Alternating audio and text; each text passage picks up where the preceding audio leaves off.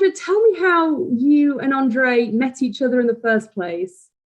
We probably really met each other through Deanna Vreeland. And I mean, he'd always come to my different things. And then my last really amazing memory of him is in Boston when he came up specially to see my exhibition in the museum in Boston. And he had this long train, I mean, this amazing train, and he sat on a throne on the stage to ask me questions. It was quite fabulous.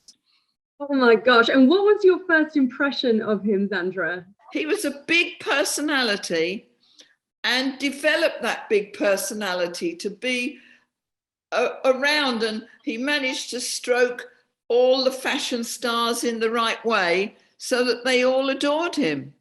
What impact did he have personally on the fashion world?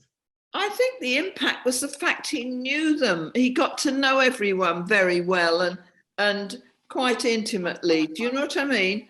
And he'd appear at all these things and was quite fabulous. What do you think set him apart from other fashion journalists? And why do you think, the likes of Naomi Campbell and, designers like yourself actually connected with him and wanted to be around him? I think he was a very up person. And in life, you need up persons. You don't want people to pull you down. You want people that really enjoy life and put that personality into fashion and into knowing us all beautifully, But on a personal level, how did you two connect with each other? What do you think it was that made you two hit it off? I suppose he used to come and seek me out of a crowd. Do you know what I mean? He'd come and see me and he was always very, very jolly. He'd wave across the whole room, or you'd see him sitting in the audience and he'd wear something special. So maybe if at my book launch,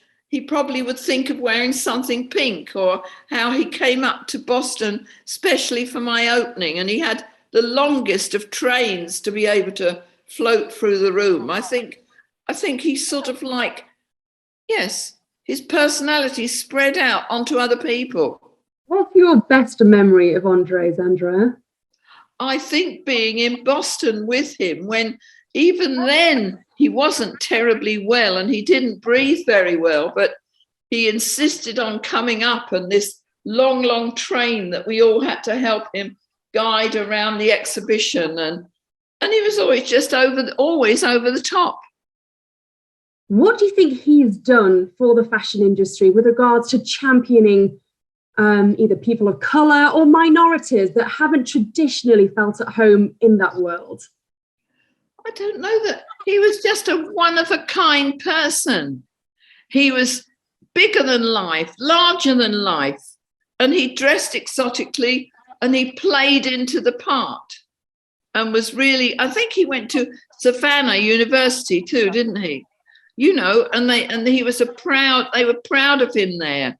And he was part of those sort of, that group to dress up and overdress up and always look fabulous. I think you just have to think of him as a one-of-a-kind person who you don't talk about colour, you don't talk of anything. You go, Andre. The fact that he was proud of reading to Deanna Vreeland when she was going blind and couldn't read. You know what I mean? And thought of things like that. I think it's all the little things like that. What would you like people to know about Andre who had never met him before? I don't know, that he knew no boundaries. His personality, it was a giant personality that overcame everything. And you didn't think about that at all with him. What will you take from your personal friendship with Andre moving forward? Memories of him jumping up in the middle of me at the end of when I did a lecture. He'd come with something special and he'd come all over the top, and you'd see him through a crowd and he'd always be jumping forward and saying hello. Even though he was this flamboyant, larger than life character, he was still very down to earth and he cared about people.